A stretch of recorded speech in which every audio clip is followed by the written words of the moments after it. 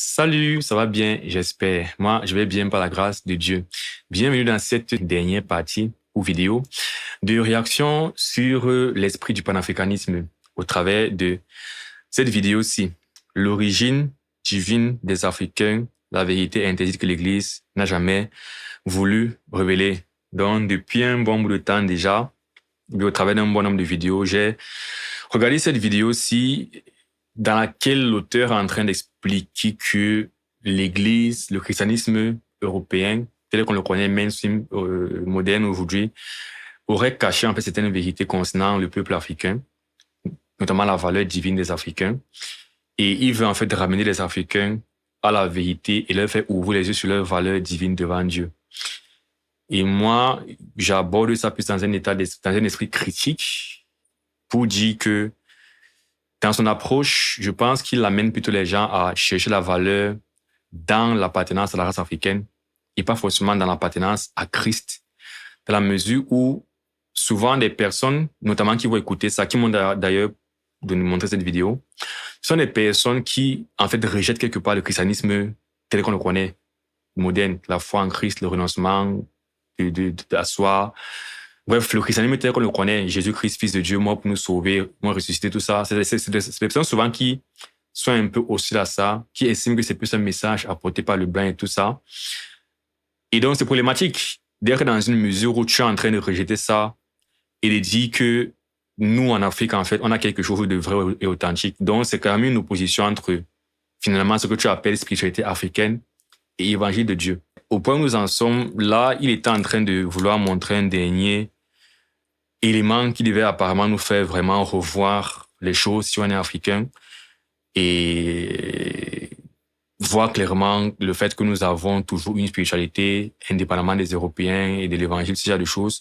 Bon, c'est ce qu'on va voir dans cette dernière partie. Dieu voulant, j'aimerais vraiment finir ça en une vidéo. N'est pas seulement la compréhension, parce que jusqu'à présent, peut-être que tout ce qui a été dit vous a déjà surpris, touché, même confronté. Mais ce que je vais vous montrer maintenant peut devenir une clé définitive de votre conscience spirituelle, parce que ce n'est pas seulement un passé, pas seulement de la mémoire. Nous ne parlons pas seulement des racines, de l'histoire, de l'origine. Il est maintenant temps de parler de l'avenir, de ce qui arrive, ce qui se passe déjà, même si beaucoup de gens ne l'ont pas encore remarqué. La question qui nous guide à ce stade est directe, provocante et nécessaire. Y a-t-il une prophétie sur le rôle de l'Afrique dans les derniers jours? Cette question a le pouvoir de déstabiliser des siècles de pensées religieuses centralisées en Europe et au Moyen-Orient. Parce que ce que la tradition théologique dominante a toujours fait, était de concentrer toute l'attention prophétique en Israël, dans les nations autour et dans des symboles liés au monde gréco-romain. L'Afrique, une fois de plus, a été mise de côté, comme si elle n'avait aucune participation à l'apogée de l'histoire humaine. Mais que se passe-t-il lorsque nous... Qu'est-ce qu'on dit? L'Amérique aussi a été mise de côté. Bref, je te laisse continuer. Cessons d'écouter des discours prêts et de commencer à lire les Écritures avec un œil attentif, avec un cœur libre, avec un esprit renouvelé. Il s'avère que nous trouvons l'Afrique dans les prophéties, et non pas comme un complément, mais en tant que partie active du plan divin pour la fin des temps. Il existe des extraits bibliques qui ont été ignorés depuis des siècles. Des extraits qui parlent des nations qui apporteront des offrandes au Seigneur, qui augmenteront avec gloire, qui sera restaurée après les heures d'humiliation. Et ces nations ne sont pas toujours celles que vous avez apprises dans les cartes des cours de théologie. Beaucoup de ces références indiquent l'Afrique, et soulignez fort, clairement, avec but. Mais ces passages, comme tant d'autres, ont été transmis ou interprétés de manière générique, comme s'ils ne parlaient que de contextes historiques, et non de réalités spirituelles qui seront toujours accomplies. L'un de ces passages se trouve dans le livre du prophète Saphonias, chapitre 3, verset 10. Et elle dit, « D'après les rivières de l'Éthiopie, mes adorateurs, les personnes dispersées, m'apporteront des offres. » Regardez ce qui est dit ici. Au-delà des rivières de l'Éthiopie, nous parlons d'Afrique profonde. Et le texte ne parle pas de jugement, de ne pas parler d'idolâtrie, de ne pas parler de rejet. C'est parler d'adoration. C'est parler de personnes dispersées. Vous parlez d'offres spirituelles. Dans d'autres pays, Alavras dit que ces derniers temps, l'Afrique se lèvera avec la force spirituelle, reviendra à son lieu de... Attends un peu, qu'est-ce qu'il a dit après de rejet.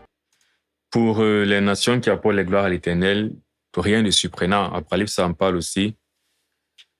Du fait que toutes les nations de la terre vont apporter leur trésor à l'Éternel, une fois de plus, pourquoi faire comme si ça fait d'Afrique un truc spécifique? Mais j'ai comme cela dit un truc après là. Nous parlons d'Afrique profonde. Et le texte ne parle pas de jugement, de ne pas parler d'idolâtrie, de ne pas parler de rejet. C'est parler d'adoration. C'est parler de personnes dispersées. Vous parlez d'offres spirituelles. Dans d'autres pays, Alavras dit que ces derniers temps, l'Afrique se lèvera avec la force spirituelle. Voilà, c'est ça. Quand il dit que quelqu'un dit que l'Afrique se lèvera, c'est ça que je comprends pas de quoi est-ce qu'il parle là.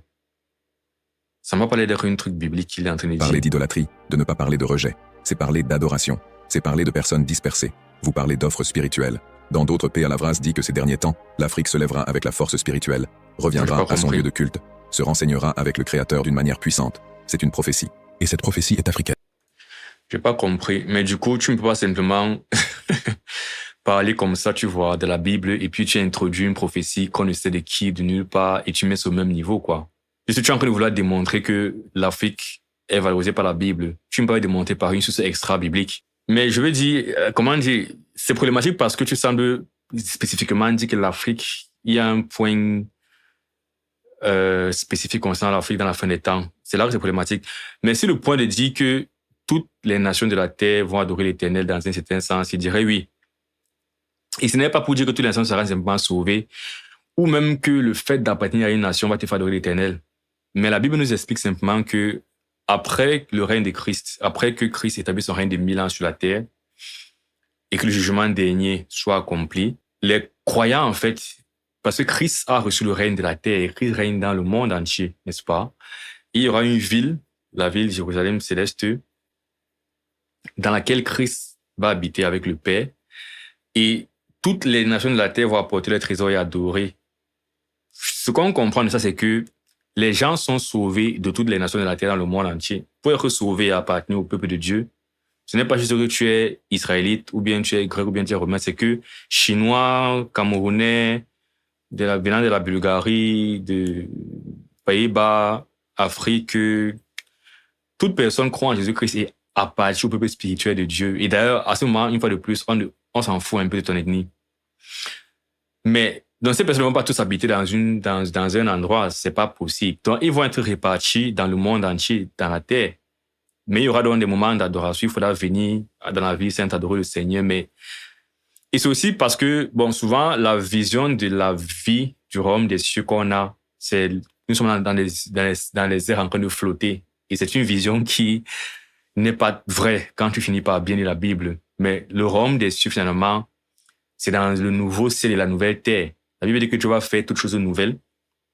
Toutes choses, on parle du ciel qui va être roulé comme un livre, la terre qui va être ébranlée, tout ça. Et Dieu va faire toutes choses nouvelles. Nouveau ciel, nouvelle terre. Et c'est dans ce nouveau ciel, dans cette nouvelle terre que la Jérusalem du ciel descend, qui est aussi, à mon sens, je pense, une image du fait que le royaume spirituel s'établit. La rencontre entre le ciel et la terre va se faire. Parenthèse, j'espère que ce ne sera pas très long, mais parenthèse, souvent je vois la fin des temps comme ça. Le monde a commencé par une sorte de séparation entre le physique et le spirituel, mais une séparation qui n'est pas complète. Il y avait un mèche, c'est le jardin d'Éden. Quand tu vois le jardin d'Éden, finalement, le jardin d'Éden, c'est un endroit où tu vois Dieu marcher. Tu vois les anges dans le jardin d'Éden. Tu lis Ézéchiel, je crois, 14 ou 28. Ézéchiel 14 ou 28, lorsqu'on parle du diable, ou Isaïe 14, je confonds souvent les deux là. Dans Ézéchiel et dans Isaïe, il y a un passage où on prophétise sur le diable. Et dans un de ces passages, en fait, on dit que Satan était un chérubin protecteur dans le jardin d'Éden. Donc, Éden était un endroit où tu vois l'homme physiquement, c'est le physique. Il y a les animaux, il y a le matériel et tout. Mais tu vois aussi que le spirituel est carrément mélangé. Tu vois, il y a la présence des anges, il y a l'Éternel qui marche dans le jardin et tout ça. Et lorsqu'on chasse Adam et Ève du jardin d'Éden, on met les anges. Et Adam ne se téléporte pas. Vous voyez? Déjà, il quitte d'un milieu immatériel pour atterrir dans un milieu matériel. Adam sort en marchant et il marche. Donc, Éden était quelque part sur terre, mais au ciel. Donc, si on veut, Éden, c'est cette situation initiale où il y a une sorte de bon mélange entre le ciel et la terre. Mais après le péché, il y a donc cet éloignement de cette taxa Éden qui est fermée, les anges qui empêchent qu'on accède à Éden. Et bon, je connais pas les détails. La Bible ne donne pas les détails. Mais aujourd'hui, en fait, on a plus accès à Éden. D'ailleurs, qu'il y a le déluge, donc Éden ne peut plus se retrouver aujourd'hui. Mais même quand tu vois Apocalypse, tu vois, en fait, on te parle des anges qui étaient enchaînés, en fait, au niveau du fleuve de l'Euphrate.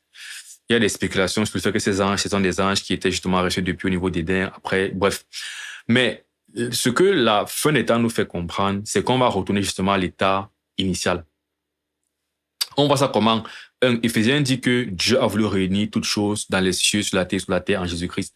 Donc, Christ devient donc cette sorte de lien justement où le ciel et la terre se réunissent finalement. Et on voit aussi ça en nous, parce que quand on hérite des corps spirituels à la résurrection, ce sont des corps qui sont physiques, tu peux les toucher, mais sont célestes en fait.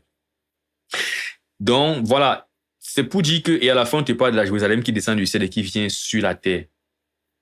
Donc, quelque part, le royaume des cieux ne doit pas être vu finalement comme l'endroit dans les airs immatériels qui flottent, mais c'est un endroit physique qui est sur terre, mais qui est très mélangé avec le spirituel. Bref, comme on dit, la reine descend du ciel sur la terre et le Seigneur habite avec les hommes.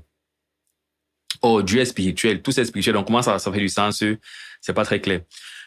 Mais le point est dit que au niveau des participants de ce royaume, c'est tous les sauvés qui y participent, venant de toute l'esprit de la terre. Ça donne du sens que les gens viennent de partout, en fait, pour adorer au moment d'adoration. Donc, c'est pour dire que le fait qu'on dise que les gens viennent d'Éthiopie, ce n'est pas fou. Les gens viendront aussi d'ailleurs. Donc, fois de plus, ça ne veut pas dire que l'Afrique a... Maintenant, le truc que je dis, c'est que il a dit ça, et ensuite, il a glissé aussi une autre prophétie qu'il appelle africaine. Et tu peux comprendre, OK, il a dit Éthiopie dans la Bible.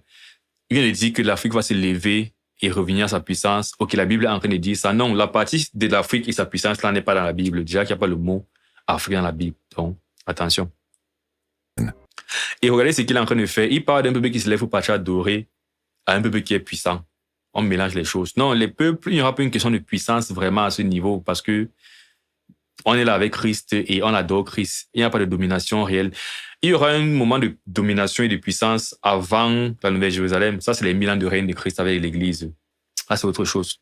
Un autre texte impressionnant apparaît dans Ésaïe d'une manière puissante. C'est une prophétie.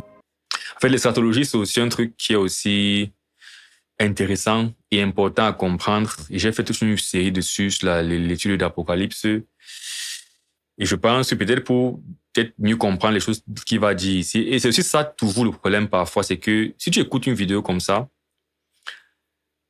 on peut dire des choses qui sont très simples.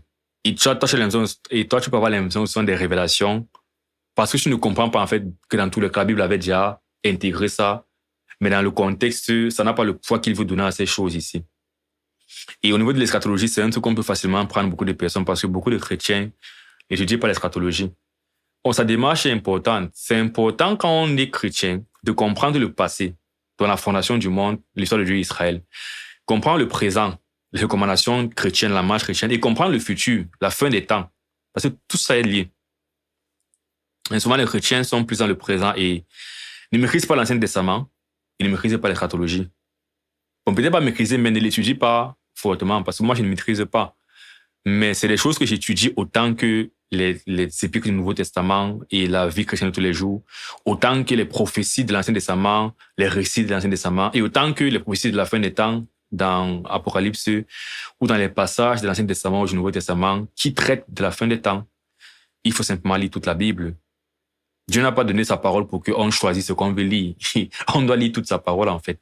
Et cette prophétie est africaine. Un autre texte impressionnant apparaît dans Ésaïe 18. Une petite lecture, presque jamais prêchée, mais porte des révélations profondes. Le chapitre parle d'une terre d'El qui s'étend au-delà des rivières de l'Éthiopie. Et il dit que cette terre apportera des cadeaux au Seigneur des hôtes sur le mont Sion. Encore une fois, nous voyons l'Afrique apparaître comme une offre en tant que messager dans le cadre d'une restauration spirituelle, qui transcende la géographie et envahit le plan prophétique. C'est comme si la Bible signale tout le temps que les Africains autrefois disaient. Guillaume Chamas, il voulait vendre quelques tacos, résultat, plus de 100 restaurants ouverts. Surtout que parfois tu rallies ces passages en contexte, tu vas voir, comme il t'a dit, qu'il y a d'autres connotations. Faire attention, surtout à les textes prophétiques. J'aimerais bien partir voir le passage dont il parle là. Bon, j'ai déjà dit de ce que j'en pense, c'est que l'idée des nations à différents endroits du monde, en fait, qui adorent l'Éternel à la fin du monde, c'est justement ça le but de l'évangile, c'est de créer une nation. Quand je dis ma maison, c'est une maison de prière pour toutes les nations. C'est de créer justement un royaume dans lequel ton appartenance ethnique n'a pas d'importance. Peu importe d'où tu viens, tu es bienvenu dans le culte de Dieu. Donc, tu ne peux pas après prendre ça pour dire que, comme je viens de là-bas, je suis spécial. Le point était de dire que non, il n'y a plus de particularité selon ton origine. Partout d'où tu viens, en fait, tu es bienvenu. Donc ça, c'est aller un peu en backward, en envers. Oui, là, dit Isaïe 18. Terre où retentit le cliquetis des âmes au-delà des fleuves d'Éthiopie. Toi qui envoies sumer des messagers dans les navires de gens voguant à la surface des eaux. Et rentrez un peu précédemment. Aura reçu Damas. Damas, voici, Damas ne sera plus une ville. Elle ne sera qu'un monstre de ruines. En fait, j'essaie de revoir le contexte, parce que tout est une affaire de contexte. Mais c'est que ça, c'est une succession de passages où Dieu fait des oracles à des peuples Je pense aussi dans ce passage, c'est que Dieu va faire une oracle sur l'Égypte et sur... Mais j'essaie de voir ce qui dit de l'Éthiopie, donc je rentre un peu en avant. Et le chapitre d'avant, l'oracle était sur Damas. Damas, c'est la capitale de la Syrie, justement. Et souvent, les oracles étaient en fait des promesses de jugement et de restauration future. Donc, quand il dit Damas ne sera plus une ville, elle ne sera plus qu'un monstre de ruines. Donc, voilà, c'est une promesse de destruction et tout ça. Les villes d'Arouet sont abandonnées. En ce jour, les villes fortes seront comme les brebis dans la forêt. Lorsque tu... oh, quelle rumeur les peuples, de peuples nombreux mugissent comme mugit la mer. Quel tumulte des nations. Elles grondent comme grondent les eaux puissantes. Les nations grondent comme grondent les grandes eaux et les menacent, et elles fuient au loin, chassées comme la balle des montagnes, au souffle du vent, comme la poussière du tourbillon. Quand vient le soir, voici, c'est une ruine soudaine. Avant le matin, ils ne sont plus. Voilà le partage de ceux qui nous dépouillent, le sort de ceux qui nous pillent. Je pense que le principe était qu'il envoyait le prophète faire des oracles sur des nations. Bon, c'est des paroles prophétiques sur des nations, mais qui ont eu en fait à piller Israël. Et il a eu à juger Israël, puis à juger les nations qui ont eu à juger Israël. Rentrons un peu. Oracle sur Moab, vous voyez, Moab, c'est une autre nation aussi qui a été ennemie d'Israël. Isaïe faisait une suite d'oracles ici. Voilà, l'Éternel aura pitié de Jacob, mais avant ça, voilà, oracle sur Babylone. Voilà, comme il dit, c'est ça, c'est que je me rappelle de cette partie où Dieu demande en fait le prophète de faire une suite d'oracles. Je pense qu'il commence d'ailleurs par Jérusalem même, qui dit qu'il va frapper d'abord Jérusalem. Et ensuite, il commence à dire, et souvent, quand il frappe Jérusalem, c'est qu'il envoie des nations étrangères piller Jérusalem, en fait. Et en l'occurrence, ça devait être, je crois, la Syrie a pillé Israël, Babylone a pillé Jérusalem. Et ensuite, il dit, bon, après t'avoir frappé Israël, je vais te restaurer. Ensuite, maintenant, aura sur ces nations étrangères, je vais les frapper. Et aussi, je vais potentiellement les restaurer. Et c'est ça l'exercice qu'il faut faire. On ne peut pas simplement tomber comme ça dans un passage et interpréter. Et donc, quand dans ta vie, parce que c'est des passages que j'ai déjà lus en détail, mais après tu finis par oublier. Mais c'est pour dire que, imagine-toi si tu n'as pas lu ces passages, mais c'était dans ta vie de chrétien. Tu n'as pas médité ta parole, donc c'est des paroles qui sont étrangers. On peut te prendre un passage comme ça au milieu de nulle part et dire de ça n'importe quoi et avancer, et tu vas seulement rentrer. Et moi, ce qu'il fait quand j'ai un doute, je rentre, relis. Oh, c'est cet exercice que parfois les gens n'aiment pas faire. Venir fouiller comme ils sont en train de fouiller là. Les gens n'aiment pas faire. Et c'est dommage parce que c'est ce qu'il faut qu'on fasse. Comme les chrétiens de Béret, n'est-ce pas? Que ce qu'on leur disait, ils partaient dans les Écritures, voir si c'est que ce qu'on leur disait était vrai. Non, je cherchais oracle sur Damas. Donc, ce qui veut qu'on arrive maintenant au chapitre 18.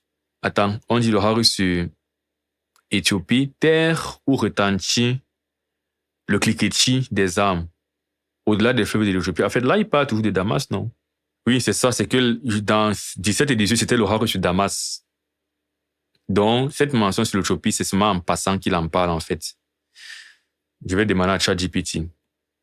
Quand il dit terre où retentit les criquelets des fleuves, est-ce qu'il n'y a pas de Damas ici? D'autres traductions rendent terre aux ailes machin ou terre machin. L'expression au-delà des fleuves d'Éthiopie renvoie géographiquement à le royaume de Couche, région correspondant aujourd'hui au Soudan, sud de l'Égypte, parfois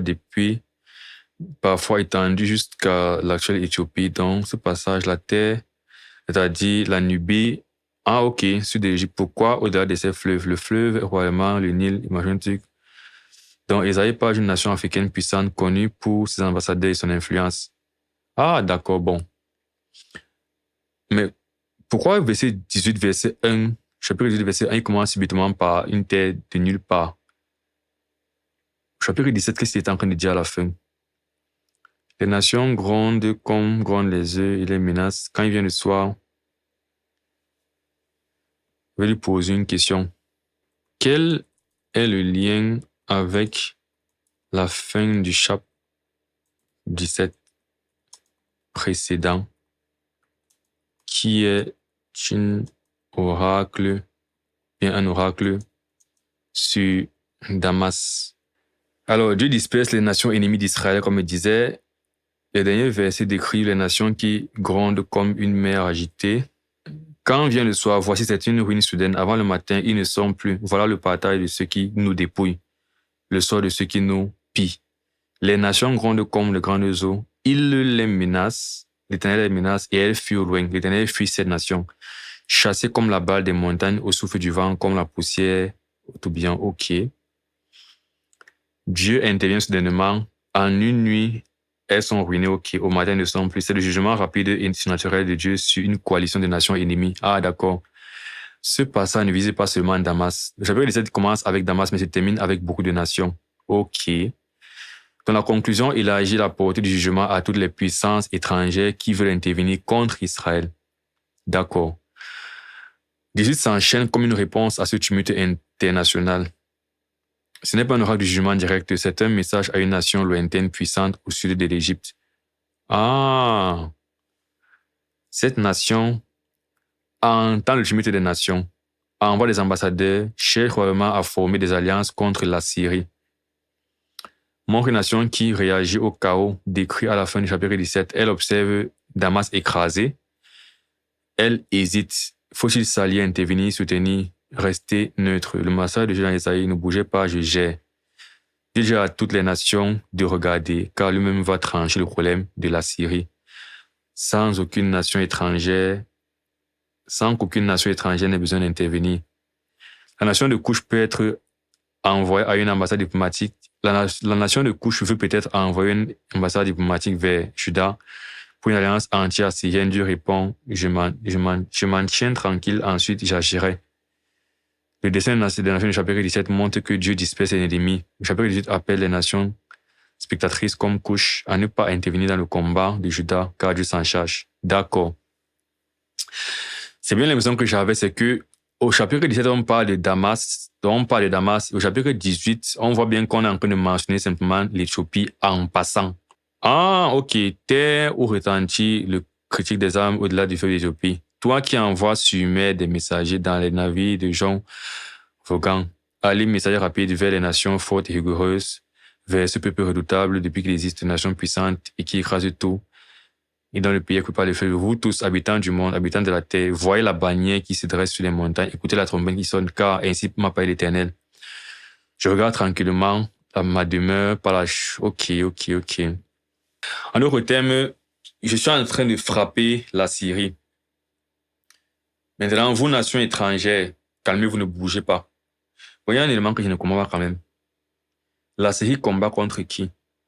Oh, quelle rumeur des peuples nombreux. Ils mugissent comme mugit la mer. Quelle multitude de nations. Elle gronde comme grondent les eaux puissantes. Ah, d'accord. La Syrie et les nations s'élèvent contre Jacob, contre le peuple de Dieu. Ici, il dit, en ce jour, la gloire de Jacob restera affaiblie, la graisse de sa chair s'évanouira. Et si on parle de Damas, et dans ce cadre, ou bien de la Syrie, dans ce cadre, il dit à l'Éthiopie de ne rien faire par rapport à ce qui est en train de se passer. Dieu va gérer la situation. Comment est-ce qu'il a lié ça à l'Afrique? Qu'est-ce qu'il a dit ici de l'Éthiopie déjà en passant là? Isaïe 18. Une petite lecture, presque jamais prêchée, mais porte des révélations profondes. Le chapitre parle d'une terre d'El qui s'étend au-delà des rivières de l'Éthiopie. Et il dit que cette terre apportera des cadeaux au Seigneur des hôtes sur le mont Sion. Encore une fois, nous voyons l'Afrique. C'est ce qu'il a dit. Oracle, non, c'était ici 18. Toi qui envoies sur des messagers dans les navires de Jean Vaughan à la surface des eaux, allez messager rapide vers la nation forte et rigoureuse, vers ce peuple redoutable depuis qu'il existe une nation puissante qui écrase tout. Et dans le pays coupé par les fleuves. Attends, cette nation envoie des trésors à qui?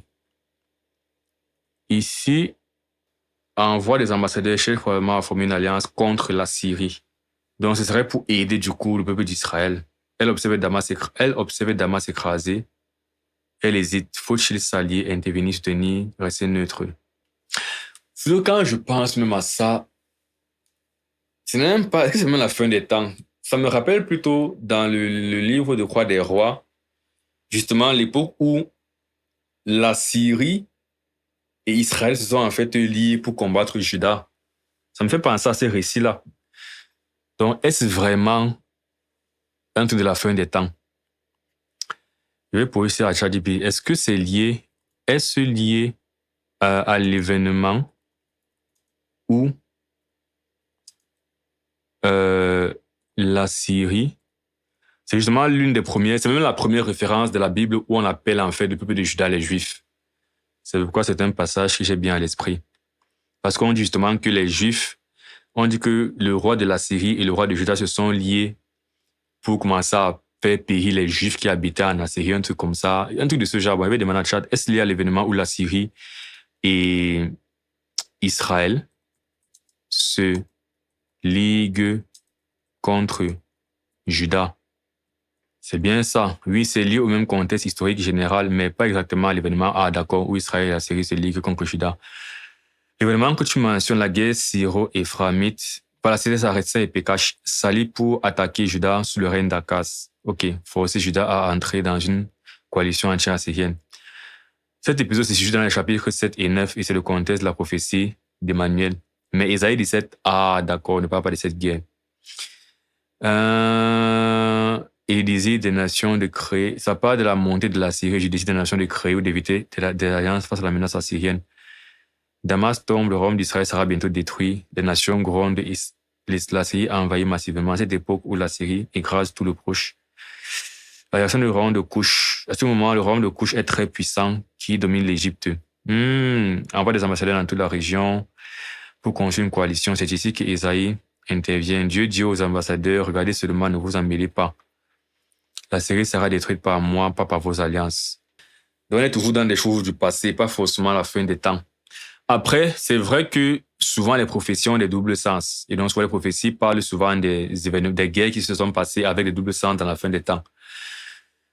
Et c'est ça qui rend donc ce genre de truc compliqué, de venir comme ça, prendre simplement un passage comme ça, au milieu d'un développement comme ce qu'il est en train de faire dans cette vidéo, et d'avancer. Il faut être sûr que si on prend ça en contexte, ça cadre avec l'application qu'il est en train de faire dans la fin des temps ici. Et pour ça, bon, moi, je voulais se réviser ma connaissance des stratégies de la Bible. Mais comme je disais déjà, le fait même que les peuples... Et là, du coup, c'est pas des présents qu'il est en train d'envoyer à l'Éternel déjà par rapport à ce qu'il a dit. Comme on a vu, ce sont des aides qu'il est en train de faire à Juda dans le plan politique pour la guerre et tout ça, pour combattre la Syrie. C'est différent de l'adoration. Mais s'il est dit ailleurs dans la Bible que Éthiopie va amener des trésors pour adorer l'Éternel à la fin des temps, une fois de plus, ça ne change pas le principe général qui est que tous les peuples dans le monde entier vont adorer. Et ce n'est pas que ce sont ces peuples, leur ethnie qui est importante, mais ce sont des croyants en Dieu, issus de tous les peuples de la terre, donc des croyants en Christ, des chrétiens issus de tous les peuples de la terre, qui vont adorer Dieu. Donc il n'est pas toujours question de mettre en avant les peuples en eux-mêmes, mais de mettre en avant la diversité en fait du peuple de Dieu, qui vient de toutes les nations de la terre, qui adorent Dieu. Et dans leur appartenance à Dieu, revient du fait qu'ils ont cru en Jésus-Christ. Comme Apocalypse 7 parle de la multitude des nations qu'on voit devant le trône de Dieu dans Apocalypse 7 après, je crois, l'enlèvement. Des nations qui viennent de toute langue, toute tribu, toute nation, tout peuple. C'est de ça qu'il s'agit donc. Voir que des passages sont en train de dire que on viendra de partout pour adorer l'Éternel. Ce n'est pas étranger, ce n'est pas un truc particulier, ce n'est pas spécial, c'est normal en fait. Alors, après cela, je regardais et voici, il y avait une grande foule, que personne ne pouvait compter, de toute nation, toute tribu. Donc c'est Éthiopie, c'est Afrique, c'est Asie, c'est Amérique, c'est Europe, tout ça. Tout peuple, toute langue. Ils se tenaient devant le trône et devant l'agneau, revêtus de robes blanches et de palmes dans leurs mains. Ça veut dire que ce n'est pas surprenant si on décide même que la Syrie va adorer l'Éternel à la fin. C'est simplement que les croyants vont croire de partout et donc de partout, les gens vont apporter leur gloire à l'Éternel. À la fin, ici dans Apocalypse 22, il n'y aura plus de nuit. Voici, je reviens bientôt. Ah non, c'est plutôt dans Apocalypse 21 qu'il y a l'adoration des rois là, je crois. Les nations marcheront à sa lumière et les rois de la terre y apporteront leur gloire. Donc, et là, on est au niveau de la Nouvelle Jérusalem à la fin des temps. L'Afrique apparaître comme une offre en tant que messager dans le cadre d'une restauration spirituelle, qui transcende la géographie et envahit le plan prophétique. Une fois de plus, messager, ce n'était pas dans le sens d'apporter des dons à Dieu, mais comme on a vu, c'est des aides militaires dans un contexte de coalition pour combattre la montée politique de la Syrie, la domination du Et il monde. dit que cette terre apportera des cadeaux au Seigneur des hôtes sur le mont Sion. Encore une fois, nous voyons l'Afrique apparaître comme une offre en tant que messager dans le cadre d'une restauration spirituelle, qui transcende la géographie et envahit le plan prophétique. C'est comme si la Bible signale tout le temps que les Africains autrefois dispersés seront rejetés, seront protagonistes dans les derniers jours, que votre voix sera entendue, que votre culte Les Africains dispersés, rejetés, de quoi est-ce qu'ils parlent? spirituel qui transcende la géographie et envahit le plan prophétique. C'est comme si la Bible signale tout le temps que les Africains autrefois dispersés seront rejetés, seront protagonistes dans les derniers jours, que votre voix sera entendue, que votre culte sera accepté, que votre héritage sera restauré. Ça peut être accepté aujourd'hui si tu crois en Jésus-Christ maintenant. C'est ça qui est bizarre dans tout ce que le monsieur est en train de dire. Une fois de plus, si tu mettais l'accent sur Christ, il n'y aurait même pas lieu de dire ce que tu viens de dire. Est-ce que ce n'est pas clairement Dieu joue dans la Bible que en Christ, en fait, nous sommes un seul peuple co-héritier du royaume des cieux avec Jésus-Christ? Que l'adoration s'en esprit en vérité, si on a le Saint-Esprit. Que les enfants de Dieu l'adorent en esprit en vérité par le Saint-Esprit. Il lui dit, bref. Et si nous retournons au livre des Actes des Apôtres, le chapitre 2, le jour de la Pentecôte, lorsque le Saint-Esprit descend avec le pouvoir sur les disciples, il y a une liste de peuples présents dans cette manifestation surnaturelle. Qu'est-ce qu'il n'est pas dit? Toujours en train de faire ça. Voici l'erreur qu'il va faire. Il va citer l'Égypte ici, sûr. L'Égypte, par contre, quand, dans cette liste-là, je pense que j'ai parlé ça dans la vidéo précédente ou surpassée, l'Égypte, dans ce peuple, ce n'est pas les Égyptiens, ce sont les Juifs qui viennent d'Égypte. Bon, c'est ce qu'il va dire. Un détail attire l'attention. Parmi eux, les Égyptiens et les Libyens, peuples africains, les peuples de la peau foncée. Ok, rentrons, voir si ce sont vraiment les Égyptiens, en fait. Ce ne sont pas des Égyptiens, ce sont des Juifs venus d'Égypte. Et les étrangers dans cette liste qui citée en réalité, ce sont les Romains. On a la même approche depuis. Je vais aller dans la Bible, voir des passages qui ont mentionné un pays d'Afrique et faire une théologie derrière ça. Et, bref, ça commence à me fatiguer. Acte 2. Il y avait en séjour à Jérusalem des Juifs. Voici leur ethnie de base, des Juifs. Mais ce sont des hommes pieux de toutes les nations de la terre, des hommes pieux de toutes les nations qui sont sur le ciel. C'est parce qu'une fois de plus, quand tu vois l'histoire des Juifs, tu vois clairement que les Juifs ont été dispersés dans le monde avant qu'on arrive à l'époque de Jésus-Christ. Donc, on part depuis la Syrie. Comme je disais, la Syrie est venue, bon, là on parle des Juifs, donc prenons même Babylone.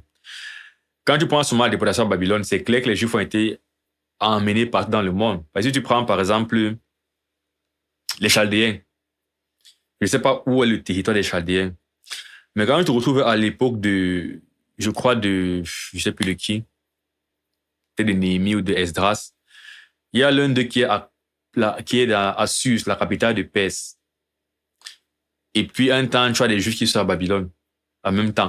Donc tu peux clairement voir que les Juifs ont été repartis, dispersés dans le monde en fait, durant la déportation à Babylone.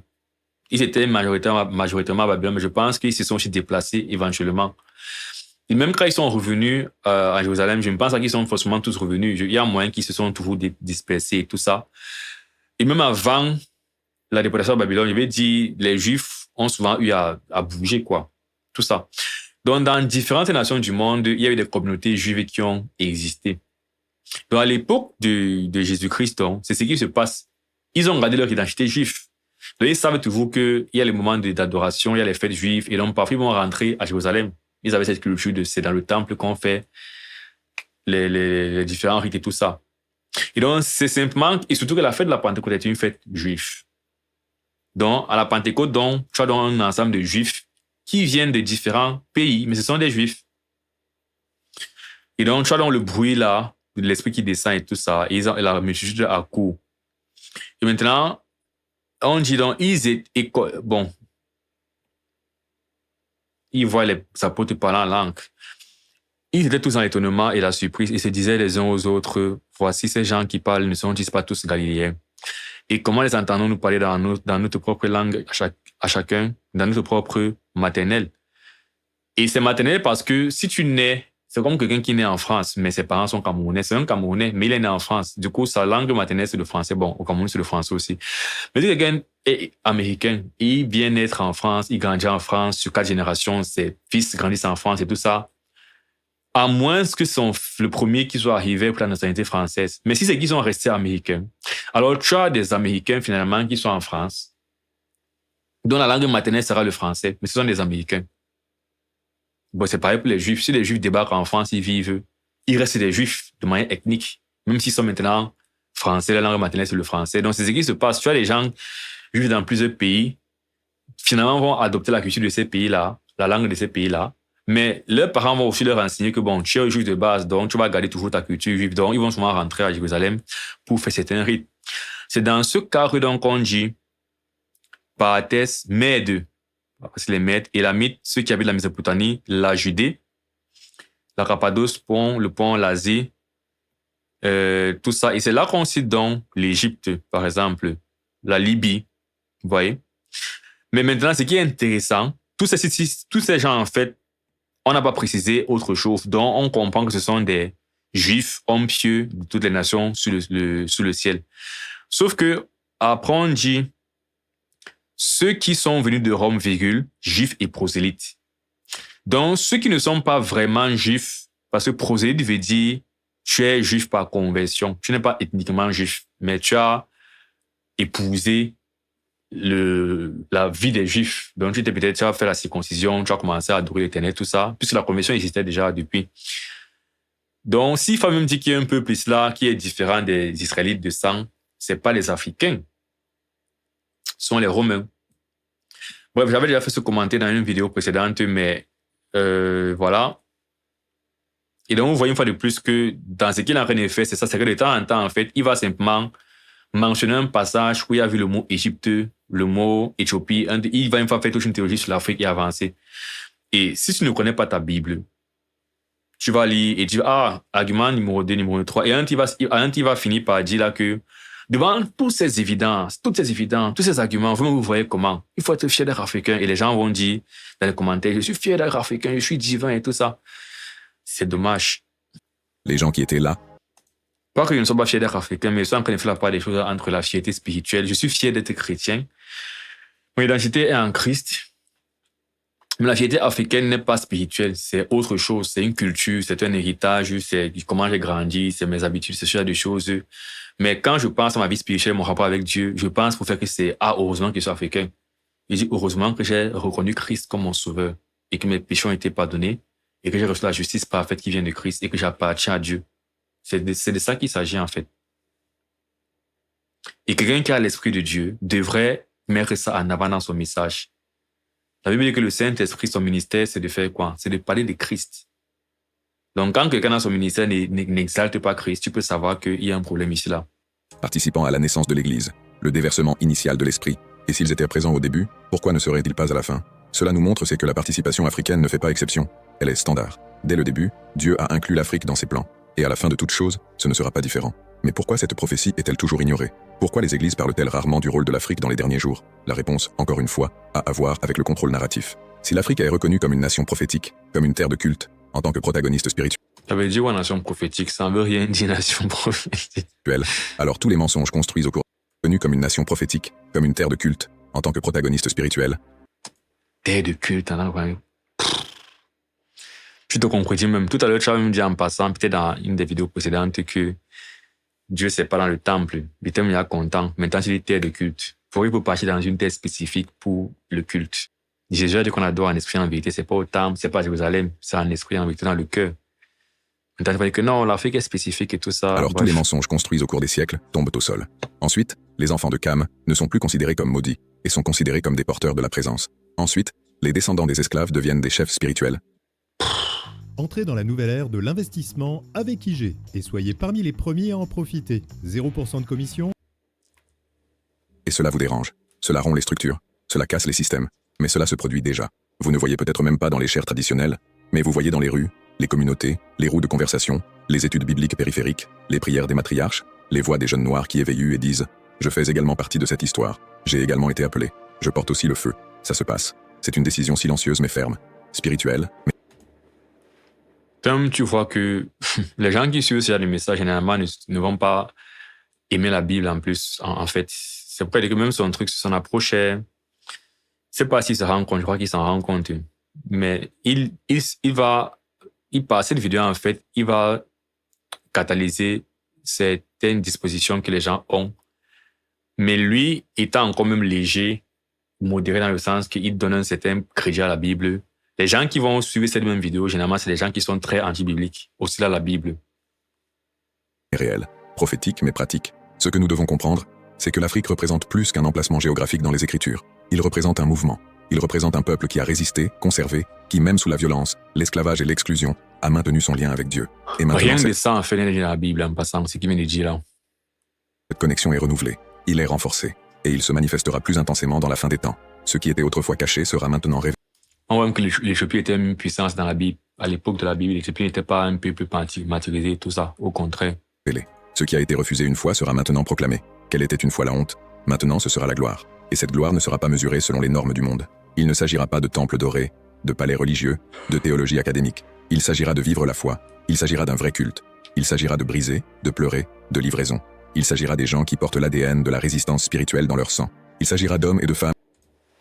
L'ADN de la résistance spirituelle dans leur sang. Qu'est-ce que j'ai pas dit depuis? J'ai dit depuis que on valorise le sang et pas Christ dans cette affaire. C'est de ça qu'il s'agit. De livraison. Il s'agira des gens qui portent l'ADN de la résistance spirituelle dans leur sang. Il s'agira d'hommes et de femmes qui ont appris à prier avec leurs pieds nus, un estomac vide, leurs yeux pleins de larmes, mais avec l'esprit plein d'espoir. Ce sont ces gens qui se lèveront. C'est ce culte qui touchera le ciel. Il mélange un peu de tout. Il fait maintenant appel au fait qu'il y a des gens qui ont souffert, qui ont prié. C'est vrai, mais dans le fond, où est-ce que tu mets le poids de la religion, de la spiritualité dans tout ça depuis? Je ne vois pas Christ, en fait. Quelqu'un va dire qu'il a pas eu du Saint-Esprit, tout ça.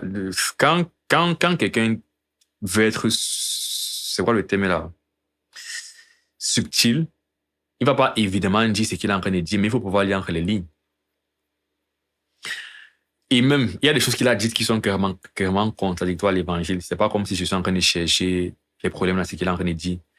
Et juste que, il y a des fois où il dit des choses qui sont clairement contraires à l'évangile.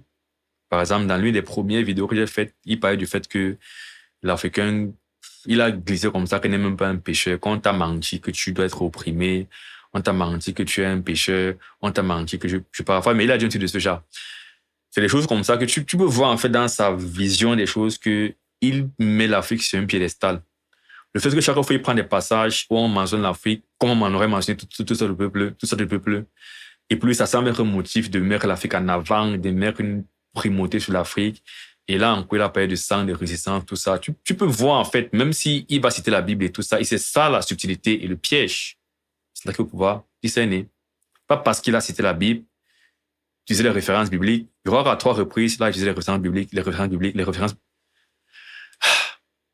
Je pense qu'à 3 reprises, il a utilisé les références bibliques. Je suis allé lire en contexte et on voit clairement qu'en contexte, ce n'est pas exactement ce qu'il est en train de dire. Tant de choses donc. Faisons attention. À partir de cette terre que Dieu soulèvera des voix prophétiques dans les derniers jours. Et maintenant que vous savez que vous avez vu dans les Écritures ces indices, ces signes. Ce n'est dit nulle part que Dieu va soulever des terres prophétiques d'Afrique dans les derniers jours. Nul. Ça veut dire que ça, c'est la technique de je mentionne un peu l'Afrique 2-3 fois. Et puis, il commence à dire que tout, en fait, c'est l'Afrique dans la Bible. Nulle part on a dit ça, que l'Éternel va soulever des hommes et de femmes qui ont appris à prier avec leurs pieds nus, un estomac vide, leurs yeux pleins de larmes, mais avec l'esprit plein d'espoir. Ce sont ces gens qui se lèveront. C'est ce culte qui touchera le ciel. C'est à partir de cette terre que Dieu soulèvera des voix prophétiques dans les derniers jours. Et maintenant que vous savez que vous avez vu dans les Écritures ces indices, ces signes, ces confirmations, je veux vous connaître.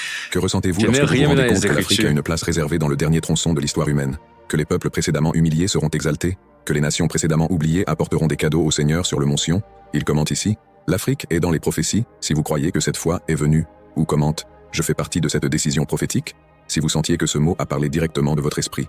Après tout ce que vous avez entendu jusqu'à présent, après chaque couche de silence qui a été prise, après chaque nom, chaque visage, chaque passage biblique qui vous a amené ici, je dois vous inviter à un moment différent, un moment plus intime, plus profond et plus silencieux. Parce que maintenant il ne s'agit pas seulement d'apprendre ou de découvrir, il s'agit de ressentir, regarder à l'intérieur, se demander avec sincérité, avec courage, avec l'âme, qui vous a raconté votre histoire. Peut-être que vous avez grandi en écoutant que ce n'était qu'un autre. Cela provenait d'une lignée qui devait être corrigée, que son peuple n'avait aucune voix, que leur foi était empruntée, que la spiritualité de ses ancêtres était incompatible avec Dieu. Vous avez peut-être appris que vos traits physiques étaient une marque de malédiction, que sa culture était inférieure, que l'Afrique était synonyme d'idolâtrie et de misère.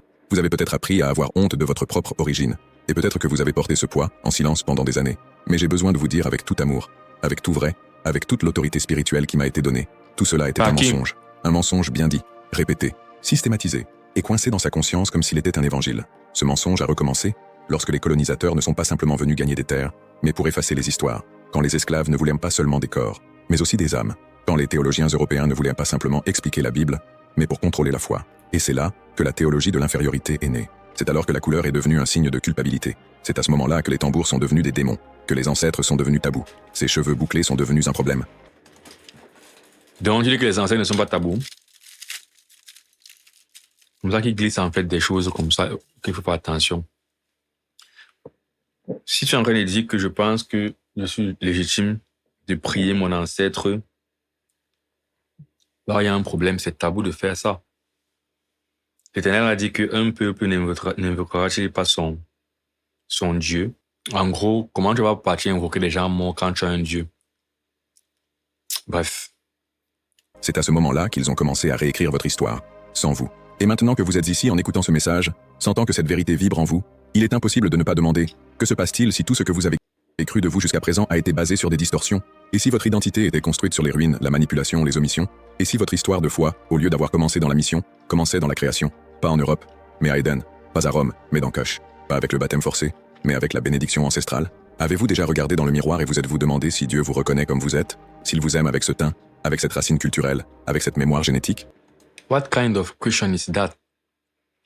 Peut-être la vidéo s'adresse aussi à des personnes qui ont vraiment été traumatisées. Je ne sais pas quel genre de personnes ont eu ce genre d'expérience et ce genre de vision du fait d'être africain, quoi. Limite, à l'écouter, j'ai l'impression que je suis en train d'avoir des raisons d'être même rabaissé. Il y a des choses que je n'ai même jamais pensé, ressenti, qu'il est en train de me dire qu'apparemment, c'est comme si j'étais censé ressentir ça. Et finalement, c'est le fait d'écouter qui me fait me ressentir inférieur. Je n'avais pas ces problèmes avant, quoi. Vous êtes-vous déjà demandé pourquoi le portrait du saint ne vous ressemble jamais? Pourquoi l'autel est-il toujours blanc, européen, froid, distant? Pourquoi votre prière doit-elle être standardisée pour être acceptée? Pourquoi votre foi doit-elle ressembler à la leur pour être considérée comme légitime?